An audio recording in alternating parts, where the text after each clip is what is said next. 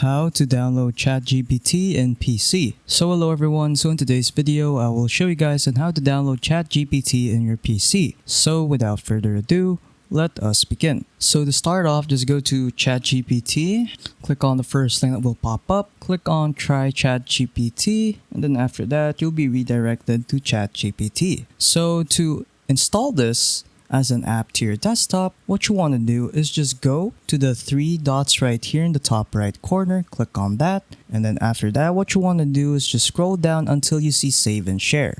So just go there, and then after that there will be an option right here that will allow you to install the page as an app.